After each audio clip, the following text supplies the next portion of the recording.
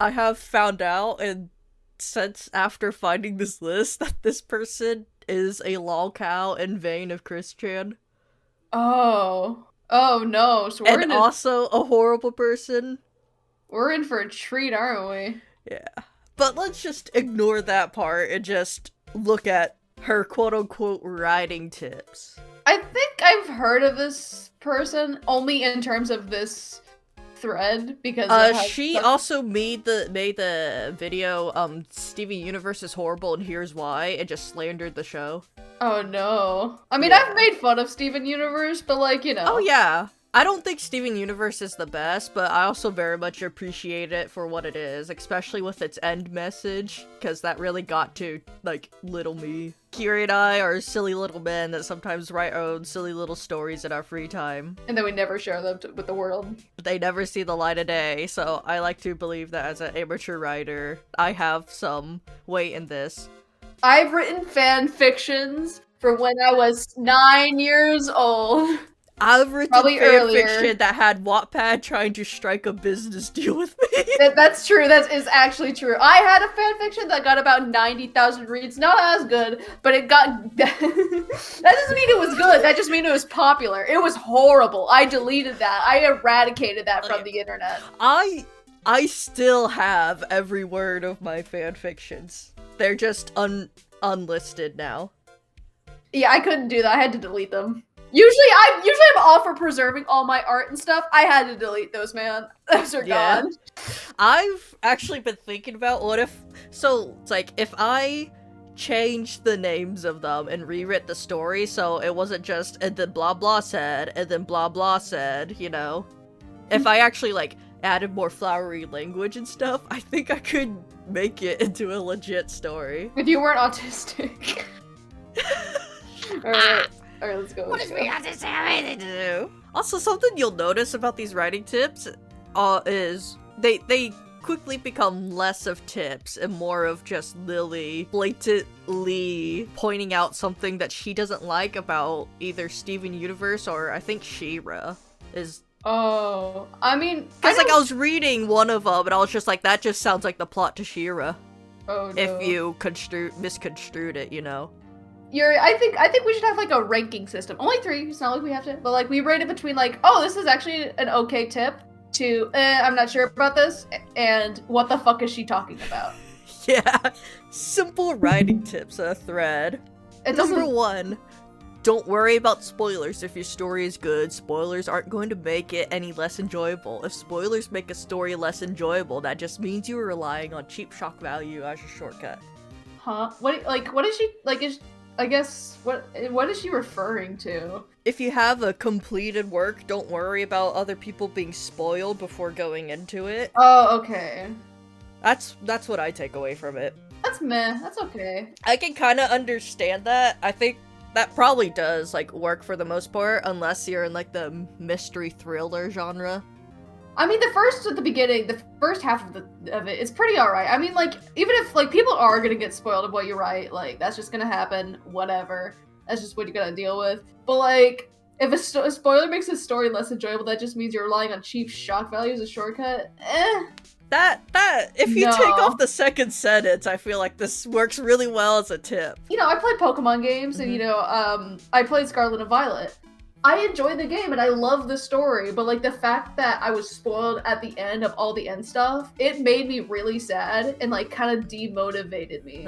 Cause like while the story was incredibly good, it just kind of like, oh, I was spoiled, so I was sad that I didn't want to finish it. Yeah, I'm almost the opposite. I like to spoil myself on stuff and just so I could like see like how the inner workings of the characters are. Yeah, because you're a freak. To get to point A to point B. You're a little freak. Like, I've already told you this, but every time I get a new book that I'm reading, I always read the last paragraph first. Yeah, I think you're just a freak for that, but whatever. Number 2, the middle point of a story is the best time to get a main couple together. Are you working on a 5-season show? Put your main couple together halfway through season 3. The finale is the worst time because we don't get any time to enjoy the payoff. No. It depends on what story you're writing. Yeah.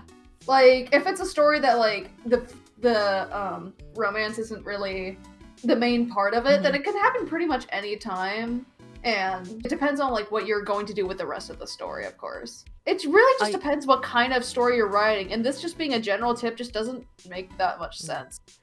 I feel like if you watch a lot of romance animes, that's not really an issue, because most of the ones I watch, they get together at some point during their story. Not in the middle, but you know.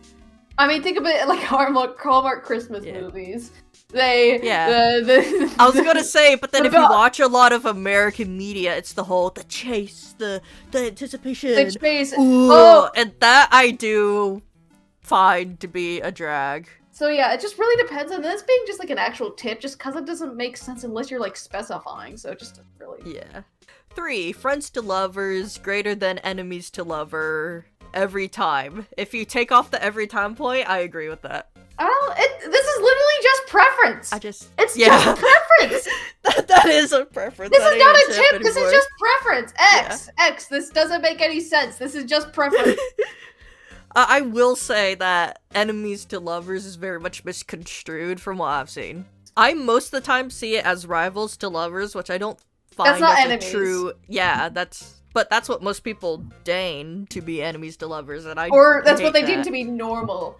Alright, victims of abuse moving away from their negative impacts of their abuse and becoming healthier are not redemption arcs. First of all, that's not a tip. You're just stating something. Second of all, because you can. True. That's not a redemption arc. Like this doesn't like. I mean, who the fuck is saying that's a redemption arc? I don't know. I know the thing is Zuko does have a redemption arc because he wants to kill Aang. That's the part where he needs to be redeemed from, not the fact that he was abused. Yeah, that's not even a writing tip. You're just stating a fact. That's not a redemption arc, and it isn't, because a character can move to a healthier mental mind space but still be a horrible person. Remember, these are simple tips. Oh, yes. Number 5, heroes refusing to kill villains who have shown to be actively trying to murder people isn't noble, it's enabling. No. What the fuck? What is this tip about, Batman? That's just called having morals. It's called a moral compass. Like, there's a whole thing why Batman doesn't kill the Joker, even though he knows it'd be better for humanity if it does. Like, he's afraid that that'll start, like, oh, if it's just the Joker, then, like, oh, then he can start killing other people, maybe. In Steven universe, like, Steven doesn't kill the diamonds either, and I feel like that's very important to distinguish, because it's like, the reason why he didn't kill him is because there's literally no need to. It's not like it's noble, yeah, but, like, it's not enabling! Also, it's like... It's not enabling! In most medias where the villains are not killed is in children's media. Yeah. And more adult-oriented media, villains often and very gruesomely get murdered. It's typically, like, for the worst that the villain is killed, even, like it, like, does something to the hero, or, like, I don't know. Typically, like, killing is not a good thing. It's not a thing we should be. Yeah, that's a universally frowned upon thing, usually. Yeah, that's why the death sentence isn't as popular as it is. Alright. 6, 2 women kissing in the last episode of a show after 4 to 5 seasons of trying to murder each other isn't revolutionary, it's fetishized abuse and violence. This is the She-Ra one. You don't understand She-Ra at all. No, I mean, I haven't watched it. I haven't watched a single bit of it. I watched the entire thing. I was underwhelmed by it, honestly. I think Tumblr hyped it up a lot more than what it was. In She-Ra, my one main problem is they did very much rush the relationship, but I feel like they rushed every relationship and connection, and also betrayal and stuff in She-Ra. The reason it's revolutionary is because there's not much LGBTQ media. From what I can remember, there's no, like, at least no animated media at the time that really had any actually open LGBTQ characters. I think the only other one at the time I can think of in America, and was a kids demographic, because it's mostly kids demographic stuff that gets condemned a lot for this. Yeah. It was Steven Universe. Alright. Yeah, and it's like they went from friends to enemies to lovers. This just doesn't make sense. Red X. Yeah. 7, Twitter's not an appropriate place to reveal your story details. The appropriate place is in the work itself. That's not a tip. That's just common sense. Oh yeah, that's not a fucking writing tip. J.K. Rowling. J.K. Rowling. 8, when a character's body count is over 10,000 innocent lives, then that character is no longer redeemable.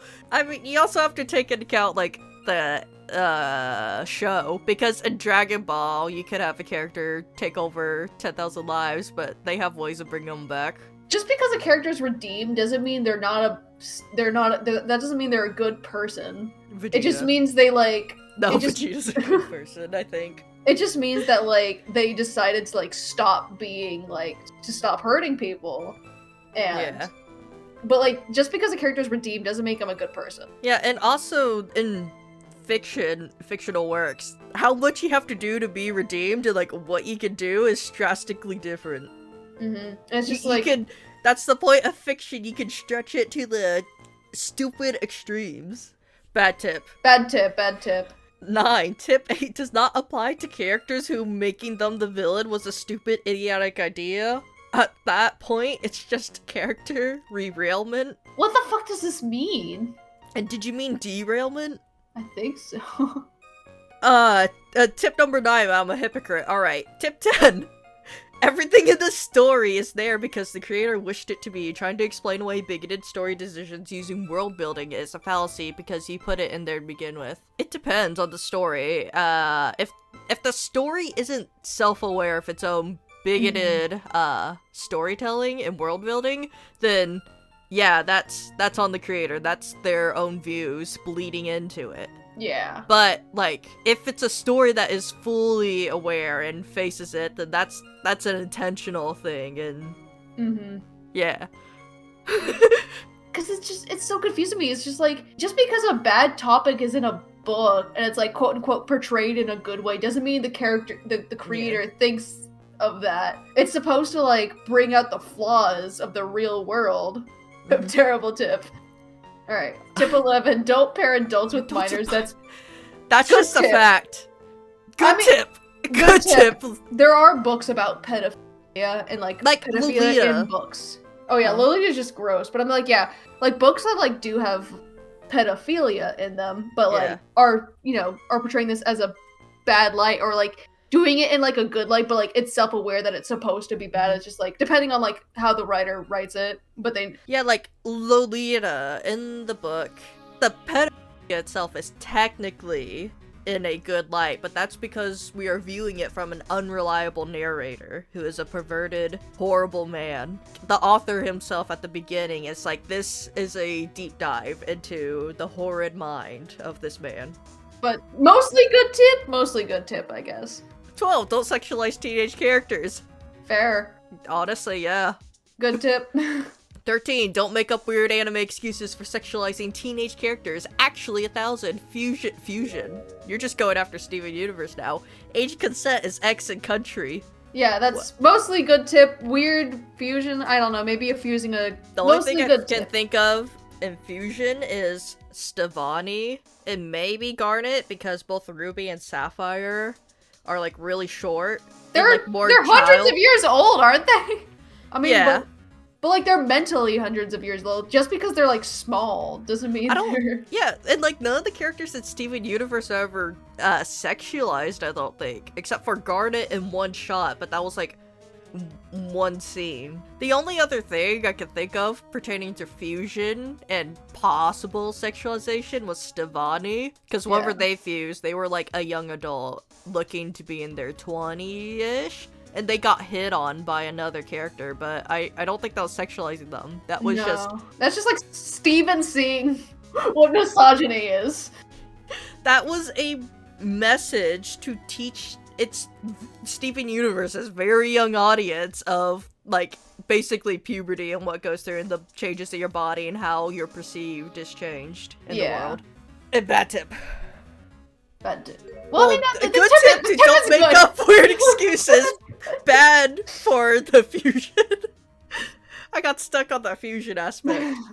Making a metaphor for gay trans ace rep is always inherently inferior to just making a gay trans ace character.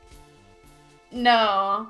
It depends on what the story is. Yeah, also, like, it's very hard to write an ace character without just blatantly saying they're ace. If the story typically isn't about for them to be gay, trans, or ace, a metaphor can be, like, fine. I mean, the metaphors are fine with that. Just because it's, like, doesn't say they're blatantly that way doesn't mean it's inferior. It's just a different workaround, or, like... Yeah. That's a bad tip. Yeah, because, like, gay marriage hasn't even been legalized 10 years in America yet. Yep. So it's like,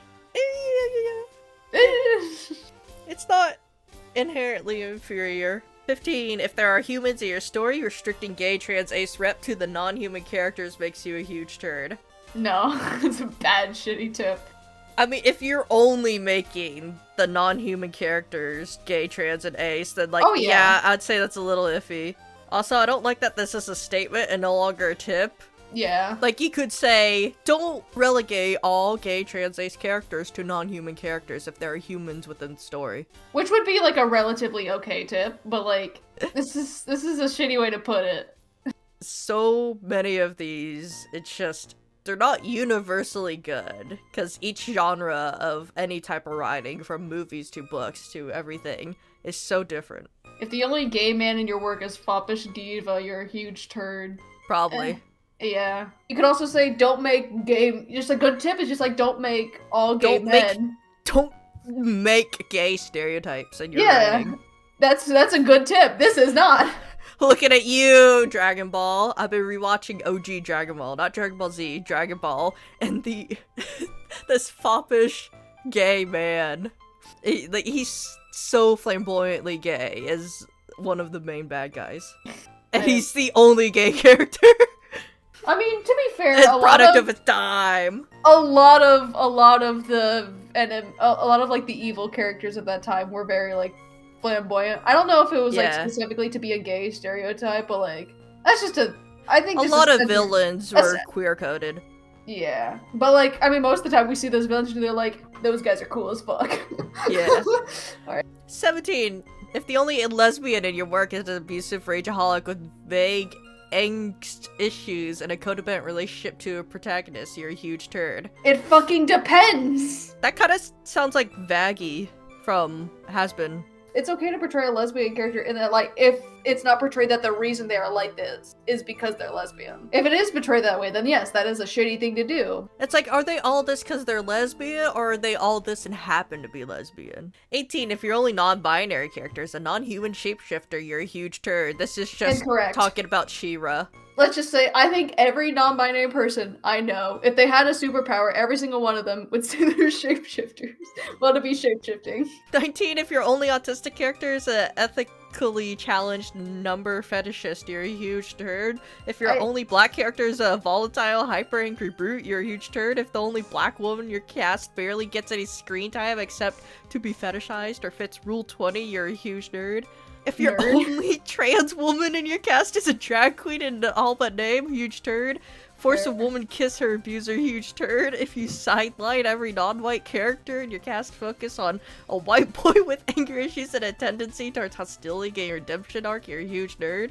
This is all just don't use stereotypes in your writing. Also 23, if you force a woman to kiss her abuser, you're a huge turd.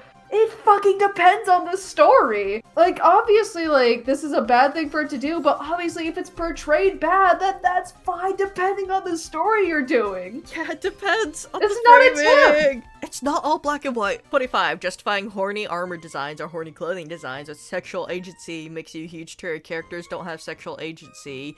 You made them that way as justification. What the fuck is sexual agency? Like, you know how some people in real life will, like, dress with, like, more provocatively as their sexual agency?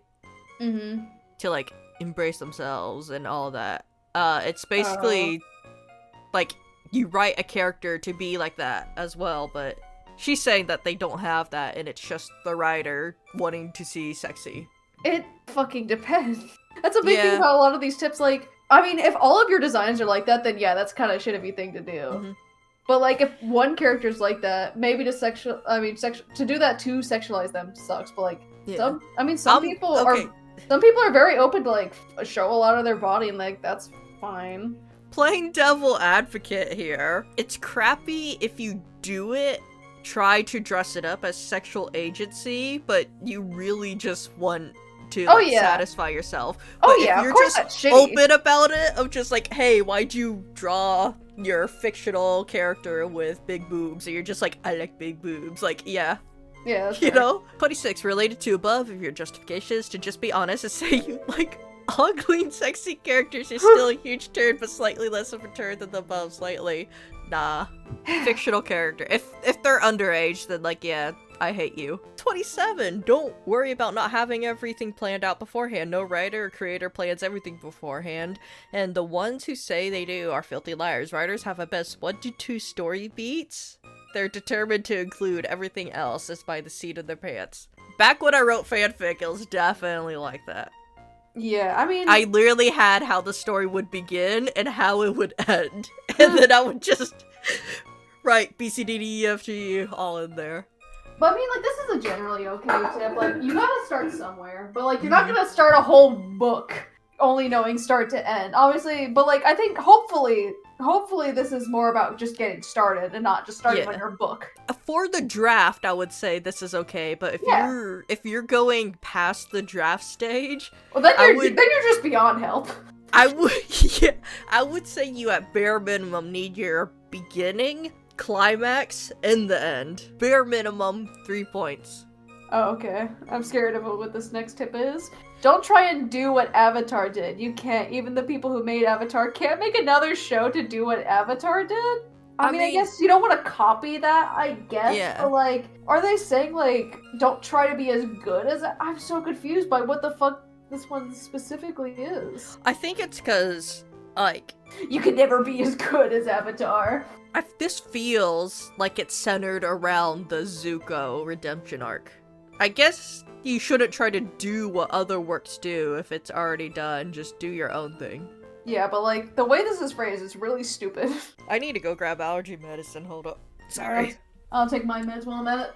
Hey guys, how you doing? This is your good old friend Curie. I'm just here to say, you should like and subscribe. If you don't, I think you're weird. But if you appreciate our content, you should like and subscribe, and then give Yuri a lot of your money. That's what you should do. Like and subscribe. Did you know that 100%, 100 million% of the people who watch these videos aren't subscribed? Be part of the minority, subscribe. Turn on that ding-a-dang bell. Alright, 29. Low stakes interpersonal conflict will always be more satisfying in the long run than high stakes saving the world. Friends is more popular than your favorite anime for a reason. Friends is more popular because it's a significantly easier show to digest and hits significantly more demographics. That's a stupid ass tip. Like, different people love different things, but a lot of people love like world-saving shit. Like, okay, I'm gonna counter that. Dragon Ball is more popular than Friends. That's true. That's really true.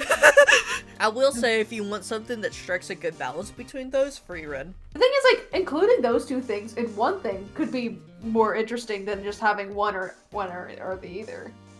Yeah, you just write what works for your story. Yeah. 30. Choose whether you're a comedy or a drama at the start and stick to it. Don't make a comedy and turn into a drama later on. That just annoys people. Do whatever the fuck you want. Sometimes you just gotta reel people in to like get to know the characters first and then hit them with the real story. Like Soul Eater. Soul Eater. Yeah. I honestly don't like the beginning that much, but like, it starts off as just like, oh haha, we're goofy little guys. And then boobs. I do not like the boobs part. Boobs part Neither do I. That cat makes me uncomfortable. But after that starts off, and then Soul almost fucking dies, and then gets black blood in his system, and things get a lot more heated. Yeah. That's like, who cares? Do whatever the fuck you want. That's very entertaining. 31. World building is like salt. A pinch can make it better. 10 cups of it will not. I like a lot of world building. I love knowing more about the world around. I don't know if it's like a fantasy, if it's fucking Warhammer. People love that. People love world building. Isn't Warhammer like a lot of you're going and collecting the information yourself? I have no idea. I've never read Warhammer. I just heard Neither people talk have I. about it. I just know there's a lot of it. I thought it was a game. No, I mean, there's like a different facets of Warhammer. The most popular thing are the books, and there's like Oh. more books than you could ever possibly try and read in your Is it entire like the lifetime. warrior cats? I think people would be offended if you said that. There are hundreds, maybe thousands of books dating back almost 40 years. I mean, I heard Markiplier talking about it a little bit. In just like one like arc of it, there was like 60 books. People complain One Piece is too long. Oh, Warhammer! You will never be able to read all of Warhammer. Hold on, let me just send you the. Send you the wiki link, and you can just scroll through it a little bit. 40,000. No, it's just called Warhammer 40K. Oh, I mean, again, world building depends on the story. Even the book I was reading, like I was talking to Yuri about this, Thistlefoot. I'm reading that right now. It's mostly a modern world, but like I'm getting a lot of world building. It's just like, oh shit, what the fuck is going on in this place? And so the thing is, like the characters are going on a quest to find their history, and it's just like trying to find more about the house that they lived in. Yeah. You have to find a way to strike a balance, and also, if you focus too much on the world building, then you lose sight of what the actual story is. That's true, of course. Like, I've told you about my OCs and their little world and how it's all different characters with each story, but they're all in the same timeline. And so if you go through and like read them, you'll see like how the world shifts and changes through time. And like in one of them, so I have like 3 stories back to back that are all within the same century. And the characters are actually like descendants of each other, like children of other characters and whatnot. Just like in random one-off lines in the stories, you hear that there's a war that's just going on. Like there's just an entire dispute going on, and I just kind of glaze over that.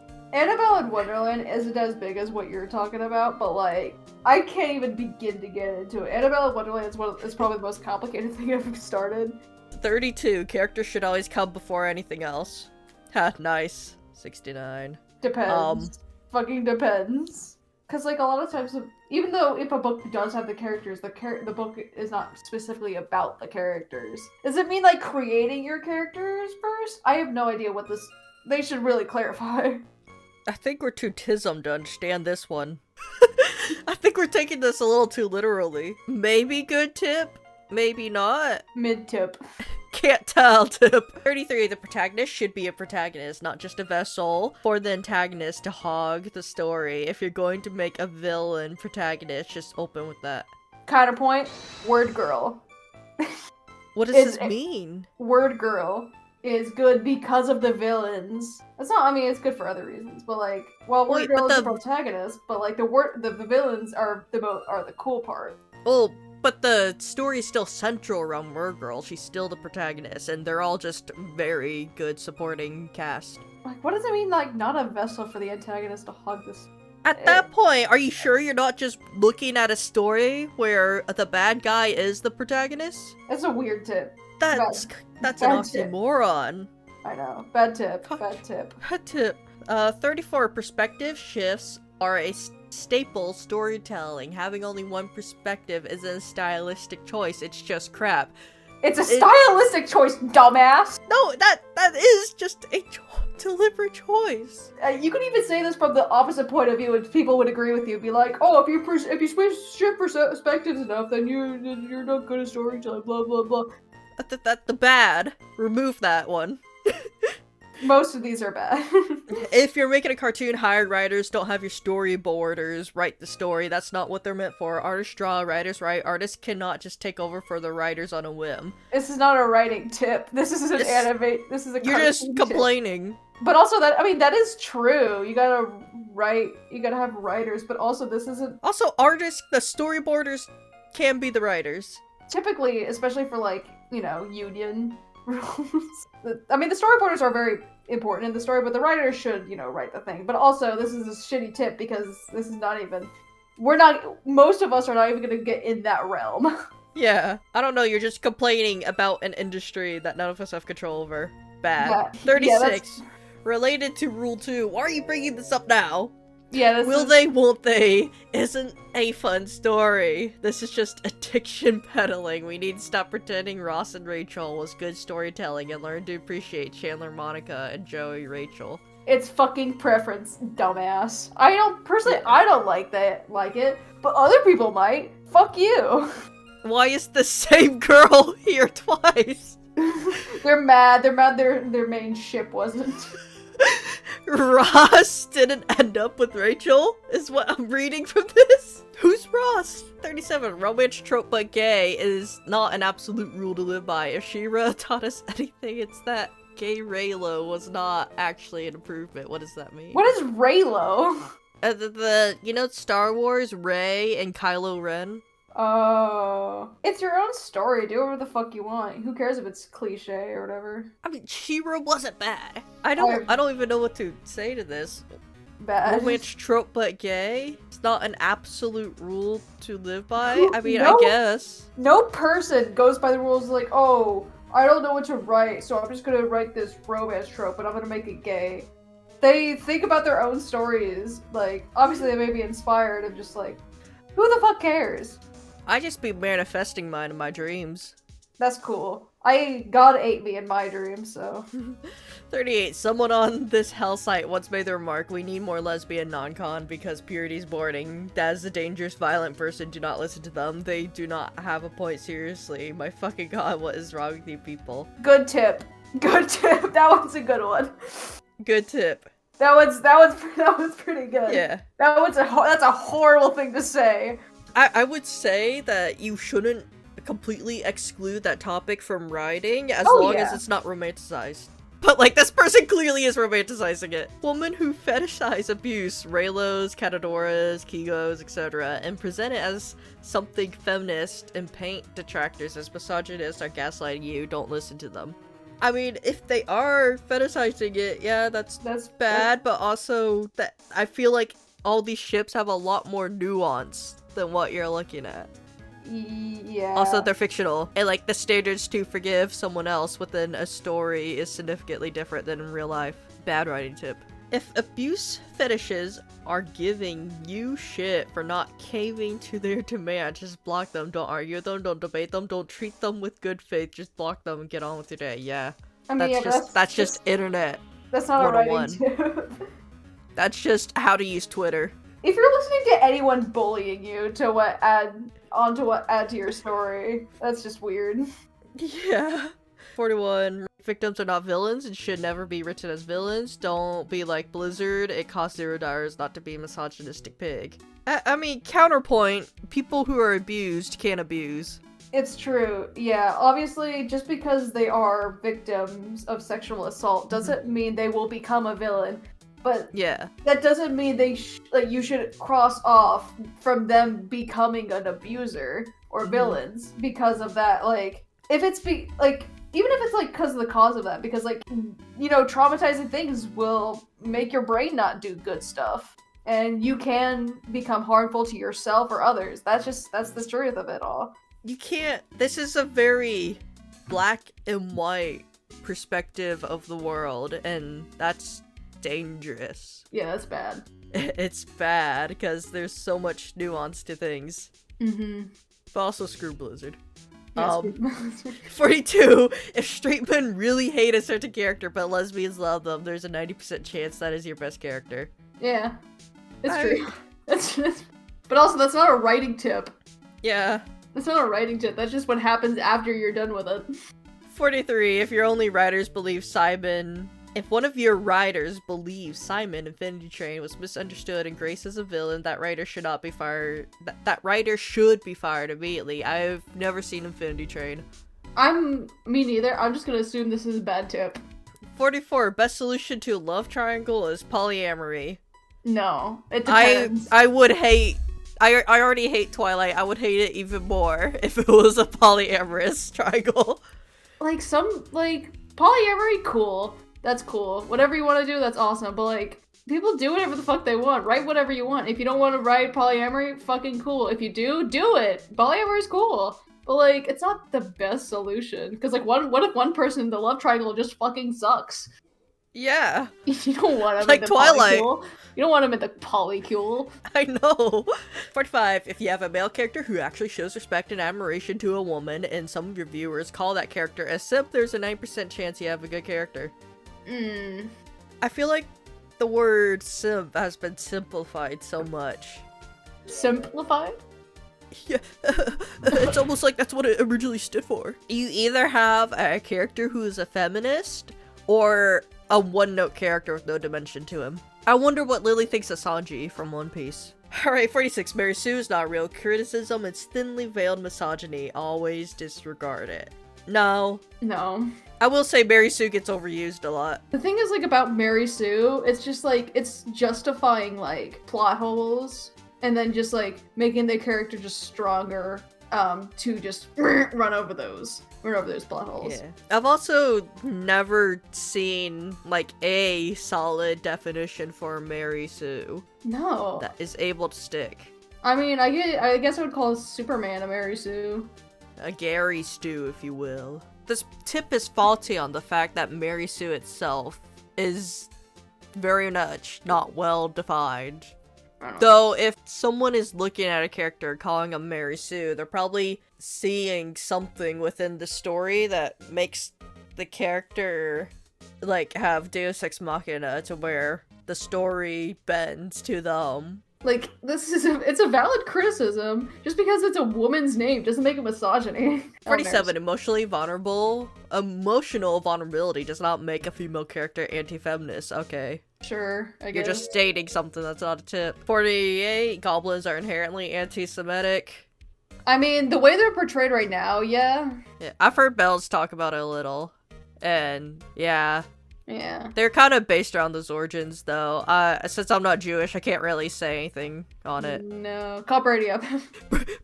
He's playing Fortnite. He's busy playing Miku right now. 49. If your first thought when told about a bigoted trope, bury your gays, goblins, etc., is to try and figure out how to do it well, you're a huge turd who is missing the point. It's not the tropes aren't done well, it's that they're done too much. What does bury your gays mean?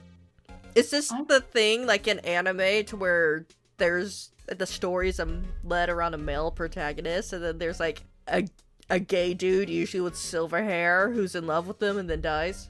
I don't know, like, Is that what that is? I have no fucking idea. Bigoted tropes, I guess. I mean, it's specifically not a trope, it's a bigoted trope. I guess that's fair. I mean, but tropes are also reinvented all the time. And then at that point, it's no longer bigoted if you change it, What right? is a bigoted trope? I mean, goblins, yeah, but goblins are a bigoted trope. What the fuck is bury your gays? Let me look it up. Oh, it's just killing off LGBT characters. Okay. Yeah. So it was exactly what I stated. I guess, like, I mean, obviously, if a trope is like rooted in like inherently bigotry, I guess, yeah, you should just don't do it. Don't kill the gays for being gays there. That's my stance. 50. Writing a relationship based on a dynamic or trying to get a particular trope into the story is a bad decision. How are you supposed to write a relationship without a relationship dynamic? Yeah, because you can't make up a new fucking dynamic. You just like... This one's just impossible. I mean, I think it's just like make your characters and then figure out whatever the fuck you're doing. No, make your characters around the ideas you have, not make your ideas around the characters you have. Is Lily like trying to say that you make the characters with the personalities first and then write them together how the personalities would interact? But that's just a dynamic. That's just a, I don't know, bad tip. Maybe it's like don't force a dynamic on them, that wouldn't work. Get inspiration by dynamics. Who the fuck cares? That's a bad tip. I don't know, people write AUs all the time. Yeah. And they seem to work out. Bad. Right. 51. Vitriol does not immediately render criticism invalid. If you tone police criticism, you will likely miss something important. That's probably crazy. I wonder what all the quote retweets are saying and what she's not I wonder why to. this entire thread was deleted. Interesting. I mean, honestly, if someone cannot give you criticism without slinging vitriol towards your way, what they're saying in the first place probably doesn't make the most sense. The only way I can see it as, like, valid criticism is if the entire statement is, like, perfectly well put together, nice mannered, and at the very end, it's like, oh, and also fuck you. Like, that's the only way I can see it working. Damn it! They got me! Invalid! 52. Your fandom will fight and argue. This is how people solve conflicts. It's typically better to let people fight it out than to be complacent and beg people to just stop fighting. No wonder you don't like Steven Universe. Because it's Steven Universe, they open a good line of communication and solve a lot of their conflicts that way. Ship wars, I guess. That's just like, that's fine. I mean, you just gotta let them do that. Maybe not in all fandoms, but in some fandoms I've been in, those have been like, it's like, yeah, the people were like, quote-unquote, at each other's throats, but most of the people were just doing it in good fun. Most of the stuff I've seen was not in good fun. Also, this isn't a writing tip. This is talking about fandom culture again. I just realized that. Don't assume you're gonna Don't interact with your fandom. Yeah, that's probably a good tip to have. 53. Related to the above, every handcannon is valid, should never leave your mouth. Do you want and passions in your fan base? Because that's how you get... That's just saying, like, oh, if you want them to be trans or if you want them to be a certain way, then, like, that's fine. No one's gonna be like, obviously, if you don't, they're gonna fetishize them. They're, like, those fetishized and fascists are gonna do that anyway. But if you, out of your words in your mouth, say, oh, every headcanon is valid, it's probably validating the people who are, like, trans, people who, like, project trans on the characters they like. Like, by not saying this, you don't do anything to stop these bad people, but by saying this, you help bring up the people who do need to hear it. 54 is also just about fandom culture. Speaking out against abuse fetishes, because in your fan base will always be better in the long run than being quiet or complacent. Maybe exhausting to deal with, but it's better for anyone in the long run. This just sounds like advice for Dream. As much as I hate it too. Sometimes you just gotta ignore it. And the more you talk about it, the more horrible people will be, unfortunately. Like, do you remember that Twitter post? There was like someone sharing their characters, these minor characters, and then they said, please stop sexualizing my minor characters. And then thousands of people quote retweeted it, drawing porn of these characters. Don't, like, people will have a reverse mindset. Unfortunately, you have to just ignore it because people will be horrible. 55, fan service is a concept. You should never think about fans who need to be serviced are not actual fans. If you have fans, those fans are already having fun and don't need to be paid to. I mean, but sometimes fan service is just fun for the author too, you know? Yeah, that's what I was thinking. Like, my characters are kissing. Fan service is sometimes there, not for the fans, but because the author was like, I love my characters and their story. 6. The tendency for shipping to dominate discourse is the biggest sign that characters and their relationships are more satisfying than anything else. People didn't petition for a 4th season of Kim Possible to see what happened with Draken or to see new villains. People will ship. I mean, people, even with characters that aren't just written well, people will just like them anyway. I mean, I guess it's not really even, like, what are you even gonna do? What tip is this? What do I do here? I think that the reason why that shipping tends to dominate discourse is because those are just the most vocal people. And also, like, 90% of these ships are never going to come to fruition, so people can always battle about their theories of, like, what could have been, you know? Yeah. While other stuff, it's like, I have this theory about what's going to happen in the future, and that gets disproven eventually, you know? Or proven. Yeah. That's why that discourse always spittles out, but shipping discourse can literally go on indefinitely even after the series is over. 57. Complaints about too much negativity is shooting the messenger. If there is an overabundance of negativity, that means there's things to be negative about. People cannot be positive without things to be positive about. No, people will just be shitty. What the fuck? Like, what do you mean, too much? I mean, if it's too much negativity, you're just reading the wrong genre for you. Yeah. And also, just people are negative as fuck all the time. This isn't a writing tip. This is just a personal issue. Yeah. Personal issue. 58. If you do something bigoted and get yelled at for it, listen to the people yelling at you. Cancel culture isn't real. The rage and vitriol will be gone in 2 weeks, and you'll be a better person for it. Getting yelled at stopped being the end of the world at age 10. If you're past the age of 10 and getting yelled at for a bigoted point of view, I feel like you're just a bad person. This just seems like what a bad person would say. This seems like what a bad person would say. This seems like a little too Cancel culture specific. isn't real. The vitriol will be gone in 2 weeks. I'm like, what do you mean you'll be a better person for it? Who are you writing for? I don't know. I don't 59. know. The quickest and easiest way to make yelling stop is to own up to the mistake. Don't make excuses or explain why you did the bad thing. Fix it and never repeat it. Progressives are very forgiving if you give them results. Stubbornness is what gets people canceled. This isn't a writing tip. This is just how to be online influencer 101. You pull out the ukulele, you sing about it, you move on like it never happened. Not a writing tip. Not a writing tip. 60. Forced diversity is a right-wing dog whistle, not a criticism. True. Why do you care so much that there's not enough white people in a story? Sounds like a personal issue. Just go watch every other thing. Go back and watch 90s media.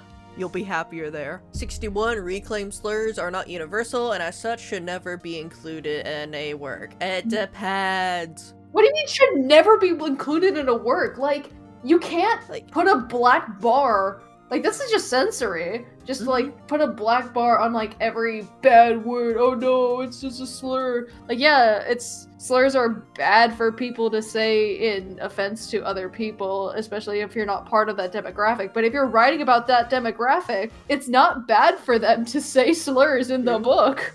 Like, as long as it's not being glamorized. Yeah, and also people will be racist, people will be homophobic, people will say nasty shit to other people in books. And as long as that's not being glorified or like put in a positive light at all, then that's fine. Yeah, like the black and white thinking again, getting in the way of things.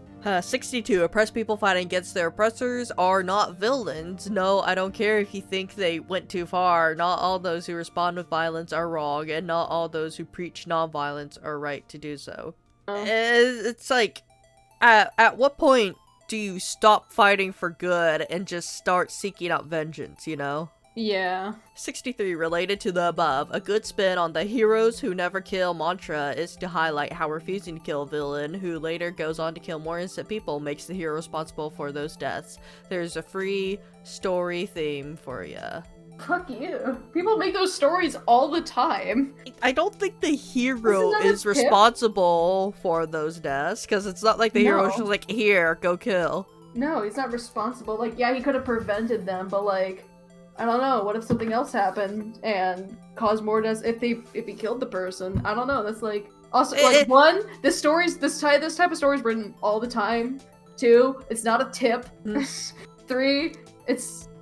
3, there are other ways to punish the villain than killing them. Like killing their family. Yeah.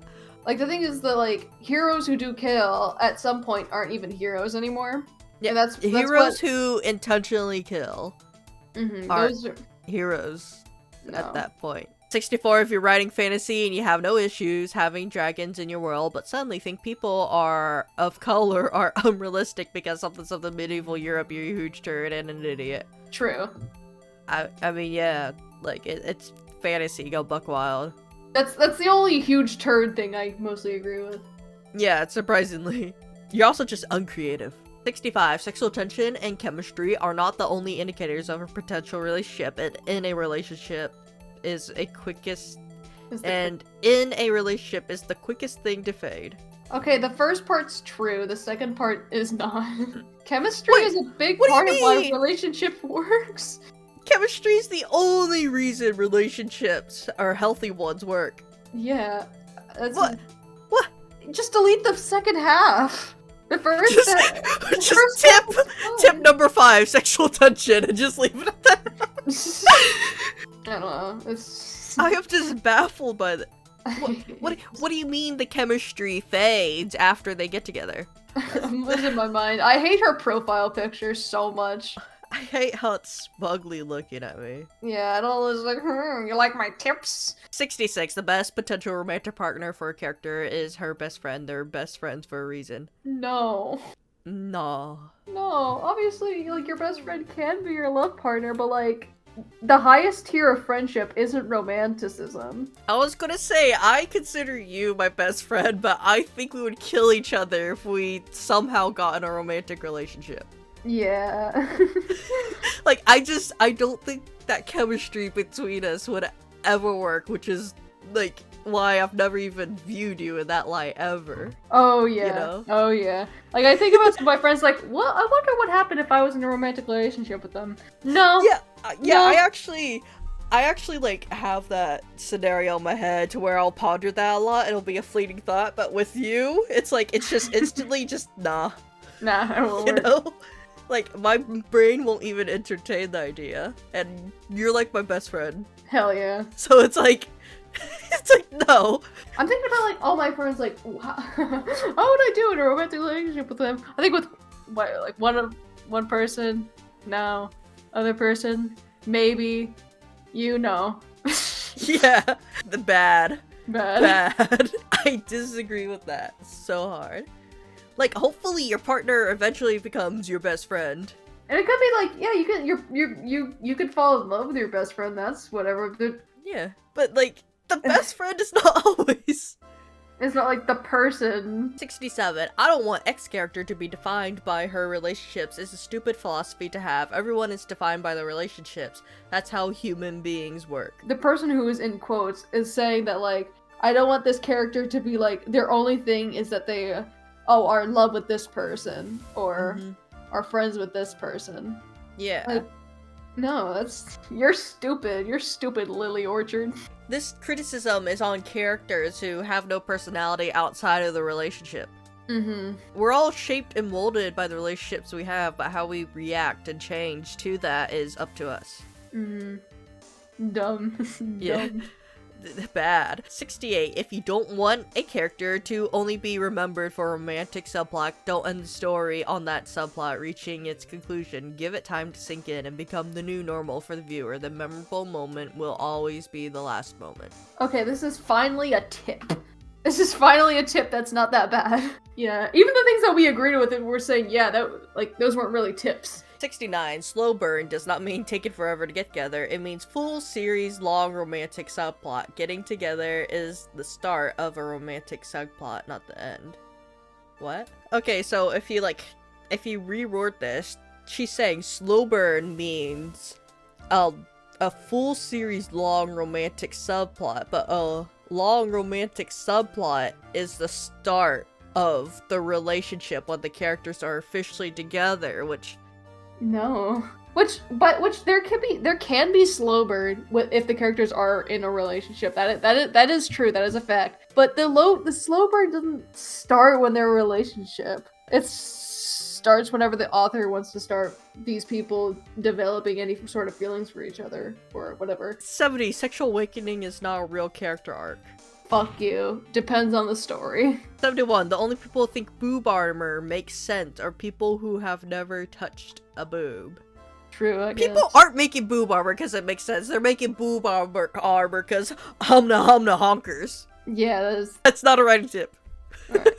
72. The bow and arrow are strength weapons, not dexterity weapons. Female characters who do archery should naturally be very physically strong. Longbows have a draw weight of 80 to 150 pounds. Rangers are always stronger than warriors. Deal with it. I guess they can be strength weapons. Okay, first of all, this is not a writing tip. This is a D&D tip. And secondly, it's dexterity because it takes the fine-tuning of being able to point it and aim it where you want it to go. And like, yeah, it does require strength to use, and they should be strong. But that pulling back action is where their strength is built. So unless they're elbowing someone behind them, they adequately cannot fight like a warrior can. Also, rangers are always stronger than warriors. Deal with it. Never use the term always in a tip. Where did this even come from? Why is it in here? A stray thought came in. He's like, oh yeah, I'm gonna put this in my rambles. 73. The best way to avoid tokenism is multiple characters. Well, now you just have a token group. If you have a problem with tokenism in the first place, writing multiple characters will not fix that problem because now you just have a token group. Yeah, the thing is, the thing to avoid tokenism is that, like, don't make the fact that they are black not their main thing. Don't make the fact that they have this minority trait their entire personality. Yeah. Only South Park can get away with that. 74. What an easy way to become more accustomed to diverse casts. Limit your straight white cis characters to one of each. Those can be 3 characters for each trait, or pack it all into one character, but only one of each. So you can only have 1 straight character, 1 white character, 1 cis character. It's really weird. Why do you need to train yourself to make more diverse? Can't you just do it? You know what story would be perfect for Lily? The Omegaverse. Wouldn't it be better to, like, read up about different cultures? Or communicate with people. There's like, okay, what would be a good way to write this kind of character? It's just there's much more effective ways of learning how to diversify. You know, because I understand that, especially me growing up, I was very in my, like, small little, not very diverse box, you know? And it's like, I've since grown and expanded because I've educated myself about a bunch of different cultures and whatnot. Yeah. And it's like, I didn't write stories and avoid writing straight white or cis characters. Only 1 cis character? At that point, it's like, you're going so diverse that's technically not diverse anymore, you know? I'm sorry, I'm just stuck on this point. 75. Don't be afraid of failure and backlash. If someone is screaming at you about how a character you made is racist, that is literally free writing advice that someone is just giving you a look on the bright side of life for a change. Okay, yes, you should. Don't be afraid of failure and backlash. If someone comes to you and you're like, this character you made is racist, and you're like, yes, free writing advice. I feel like there's a few more problems like, in that. Are they talking about a racist depiction or the character's racist within the story? I think a racist depiction. Yeah, this is true, but this is a really weird way to put it, man. I need to look inwards on myself and reflect, why am I writing these characters? 76. People of color and LGBTA people are allowed to just exist. Don't feel like you have to cover bigotry just because they're in story. In fact, people will be happier if you don't, because having these characters defined by suffering itself is a child trope. I mean, a lot of times it starts off good and then ruins it near the end. A lot of these is if you cut off the other 3 or 4 sentences that follows them, it'd be fine. Obviously, people of color, LGBT, yes, they're allowed to exist. Yes, you don't have to cover bigotry just because they're in the story, but also the fact that their characters they're characters that are gay and LGBT that do exist. Like, it's gonna be a rare case where there's not any sort of discrimination against these sorts of characters in whatever world you're building. So while it's not it doesn't have to be the main part of the story, or it doesn't even have to be a part of the story. People will be happier if you don't have it, because these characters defined by suffering itself is a tired trope. If you're defining characters by their suffering, I think that in itself is a problem. That's a problem, but like, people will not be happier if you don't bring up discrimination. I don't know, I feel like discrimination is a pretty important topic to bring up in any sort of thing. Yeah, and it can be very validating for people to read stories where these characters get discriminated against, so they feel like they have something they can relate to, you know? I think almost every, like, story I've started writing for, like, my little characters, there's always some form of racism in there, and that's just because being an Asian growing up in, like, in the South in Texas, like, I am literally, like, one of 5 Asians in the city, and the other 4 Asians are my family members. I had to deal with so much racism, so it makes its way into my stories. Oh yeah. I think this is just projection. Yeah. Because from the sound of it, it sounds like that Lily's gone through a lot of suffering and is now defining herself by it. I don't know, just don't consume those stories. Yeah. Like, that's a skill issue. Find a different genre. 77. I just want my viewers to have fun. It's an excellent attitude to have when it comes to storytelling. I mean, yeah. Whatever, cool. That's fine. If that's what you want to do it, yeah. 78. As a general rule, slice of life has always been more popular genre than action adventure. Okay, this was stated a while ago, but in a worse tone. Dragon Ball. Who the fuck cares about popularity? Right when you want to write, who cares if slice of life is more popular? And also, those genres can intertwine as well. 79. Feature creep is a problem in storytelling as well. You don't have to cram... Excuse me. You don't have to cram every single idea, reference, and homage you can think of into a story. You can save ideas for another time. I mean, okay. Yeah, this also just like goes in tandem with kill your darlings, yeah, if you've ever heard that term. Yeah. Yeah. For those of you who don't know, it just basically means you have to learn to cut unnecessary character or story plot lines and whatnot from your story. Even just like sentences. Yeah, so that's fine. It's literally just restating kill your darlings. I've literally had to like remove entire characters just to make a story more coherent. That's rough. Which is weird since no other eyes have ever seen these stories. 80. D&D alignments are terrible metrics for character design. They're meant as a quick reference for improvisation in a tabletop RPG environment and shouldn't be taken outside that environment. It's whatever people want to fucking do. People can design characters how they want.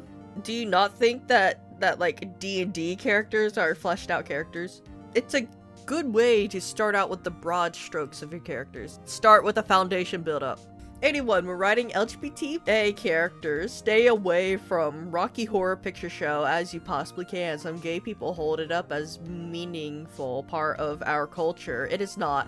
It's misogynistic nightmare made by an actual TERF, not a reference guide for anything. I don't know what the fuck this means. I'm skipping this. I don't know what this means. 82. The Q slur as a concept tactically reinforces heteronormativity by casting LGBTA people as inherently strange and no big deal representation. The word should be avoided. Normalizing LGBTA people to the Q slur are like oil and water and don't go along.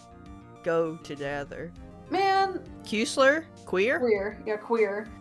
I don't know, cause I mean, I guess if you as an LGBTQ person don't like queer as a phrase, I think that's fine. But like generalizing the entire community and saying they don't like it, I feel like I think a big part of the LGBTQ community has accepted queer. I have accepted queer. At least. I have. And also you have to understand that English is a alive and ever-changing language. The meaning of words shift over time. Yeah. Like the reason why Latin is a dead language and is used as a root is because its definitions do not change. The words do not change anymore. That is why we use it as like a basis for like medical terms and whatnot. And it is a dead language, but English is not that, so words will grow and change over time. Mm-hmm. It's like the same way with the word lit. It used to just mean like, oh, I lit a candle, lit it on fire, but now it's like, cool. I don't think lit is a thing in the dictionary other than... Now it's dead. If you don't like that terminology, that's fine, but don't cram the rest of the community in with it. I feel like I feel like the LGBTQA community is like a place where people should be able to understand the concept of one box does not fit all. 83. Rape is an unforgivable crime more than killing. Killing can potentially be justified in a story without becoming a villain. Rape cannot. Yeah. Yeah. Honestly, yeah. That's not really a writing tip. That's not a writing tip. You're just placing your morals there. 84. Sex scenes are never necessary. You want to include one because you're horny. Then more power to you, but any attempt to justify it as important to the story will only get you laughed at. Says fucking who? I don't know. Maybe something happens with the sex scene that is important to the story. Who cares? I don't know. As an ace person, I'm just not too into them. Like, I understand that two characters having this type of relationship is important to build upon within the story, but I don't want to watch that. I'm skipping, and I hate it whenever they include important story bits in there, because I'm like, I squint my eyes and read. 85. Strong characters can still cry and need support from others. Vulnerability is not a character flaw. Yeah. Yeah. Sometimes their flaws is what can make them become even more powerful. Actually, One Piece is really good at this, especially with the men in the story, because Oda is not afraid to let his men cry like little babies. Also, this is just life advice. Yeah. 85 is just life advice. 86. Peak TV is a fancy way of saying addiction-fueled misery porn. What does that mean? I don't fucking know what. I'm skipping it on the basis of insanity. 87. Addiction-based storytelling relies on serialization, cliffhangers, shocking twists, constantly raised stakes, and an obsession with foreshadowing to get people to watch not because they're enjoying themselves, but because they're stuck on a tension high. The story itself has to be enthralling, otherwise people are not going to care what happens next. And I was going to say, you can't really classify it as an addiction base because people could just drop it and never come back to it. Because, like, whenever you think of addiction, you think of stuff like cigarettes, and people can't just drop that and never come back to it again. Like, it's a struggle for them to do that, but with TV shows and stuff, people can literally just, okay, I'm done. goodbye, you know? It's so easy to stop watching or reading something. Like, they would only come back to watch it again if they felt it was worthwhile. Yeah. Counterpoint, Miraculous Ladybug. I say as a Miraculous fan. 87 part 2. By the end, the viewer is only watching for closure because they've already invested so much and they need their fix in order to feel like it was worth it. This is the same business model that soap operas use. The sunken boat fallacy? I mean, I guess a small portion might, but so many others will just wait until the ending comes out and then look it up and then be like, that was good, or that was bad, and then be on with their lives. Sure will. 88. If the sunk cost fallacy doesn't exist, shows like Steven Universe and Game of Thrones would have been cancelled by season 2. The thing is that they had, both of those series had like different stories they wanted to tell. Something you have to know is the first 2 seasons of Steven Universe weren't really that good and very episodic. But the bits of lore that you got in there is what hooked you to, and it was intriguing, enthralling. It wasn't a tension high, you know? 89. Hardcore fans will tell you that continuity is the most important thing. They're wrong. No. I mean, depends on the series. That also, the thing is, like, if a series I liked got updated and things changed, but things did change, but like things didn't like make sense in connection to the earlier parts of the story, now I'd be pissed. Continuity is incredibly important. Yeah, it's like the structure. Yeah. And it also depends on the story, because some stories don't have continuity and have a hardcore fan base. 90. This is too political is a complaint only made by conservatives when a story acknowledges that non-white and non-straight people exist. That existence of other kinds of people is not political. Ignore these complaints. True. I mean, yeah. But also, Attack on Titan got too political in my opinion. Everything is political. 91. Little Mermaid and Cinderella are more feminist than Beauty and the Beast. I don't think most of these are feminist. I think Beauty and the Beast is more feminist because it's just like mostly... Because Belle takes control of her narrative. Yeah. And I guess those other twos do as well. Yeah. But Ariel definitely takes control of her narrative. But they all do. Yeah. So but they all do in a very similar way, so it's not... But like, none of those stories are like inherently feminist. I don't think Disney ever tries to really make a feminist film. No, what do you mean? You not see the recent movies that are just like, it's me, the main character girl, and I don't need no man. Which one was that? A lot of them. Wasn't Rhea or something? I don't know. I forgot that existed. 92. If you want to know when to change a trans character's pronouns in the narration, do it at the moment where they realize who they are and admit it to themselves out loud, is Chef's Kiss. I guess. But I sure, mean, I I can see how that would be satisfying. I don't think that's a tip, though. Nope. 93. As long as it isn't harmful or bigoted, you don't have to justify story decisions made on the basis of self-indulgence. Yeah, fair. Big booba. Big booba, ba wow wow. Bazongas. Huge nagas. Oh my gosh. Fan service. Like, this 93 just contradicts like half of the rules. Yeah, I know. Like, I know. I feel like we're too tired to properly express this, but it's really conversing with all these. You just have your list gone. more than half, man. It's like it's like 2/3. 94. Vampires/werewolves are not inherently LGBTA coded, and doing so is an example of othering. They work better as metaphors for aristocracy and predators, respectively, than the underclass. I don't know. No. I'm pretty sure Edward and Jacob were hella gay for each other. I don't know. It just depends on how you write it and how you want these metaphors to be portrayed. It's not. Weren't vampires, like, originally a metaphor for smut? 95. Some of the best stories ever were written as an act of spite. Which ones? Yeah, name some. Evidence. This thread. Works cited, this crack pipe. Works cited, this thread. She probably thinks that 96. Any system of government, with the exception of fascism, can exist in a positive or negative context. Monarchies are not always inherently evil. See Hawaii pre-annexation. Democracies are not always inherently good. See USA, right? Accordingly. Okay, that's fair. That's fine. Fair enough, yeah. 97. Lesbians don't good terms with ex-boyfriend from before coming out is a really cute friendship trope, and vice versa. That's not a tip, but okay. 98. The only real difference between an extremely close platonic relationship and a romantic relationship is what the people involved choose to call it. Best friends are not something that should ever be prefixed with the word just. This contradicts for a few things you said, but okay. I feel like if you remove the first sentence and have the last one about best friends are not something that should be prefixed with the word just, it's good, because... Well, no, it's true. You shouldn't just say, oh, they're just best friends. They're not... Yeah, that second half I agree with, because it makes best friends, like, lesser level than, like, romantic relationships.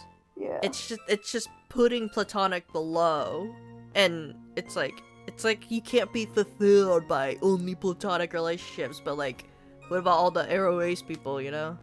I feel like a lot of these in, like, the last 20 have been very repetitive. Yeah. I'm just like, oh, we've been through this before.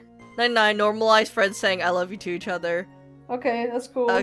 Yeah. 100. If you write 100 tweet long thread of writing advice, you're a huge loser with way too much free time on your hands. Get back to work and do something productive with your time. Yep, I agree. 101. Tips and rules are two different words. That's just a fact. Well, yeah, you could obviously tell that one's... This entire thread was deleted. The tips categorized into 3 things. What percent was actually useful stuff? 20% was, shit most people already know. And 80% was shit that was unnecessary. It was just like And 1% actual tips. Yeah, 1% actual tips. That was like, oh, 50% opinion. 50% opinion. Like 10% common sense. A good majority of them was just don't be a dick. Don't be a dick, yeah. And then like again 93 just contradicted like so much of the list. 2 hours! We spent 2 hours on this. I'm losing my mind, man. I just wasted 2 hours of my life.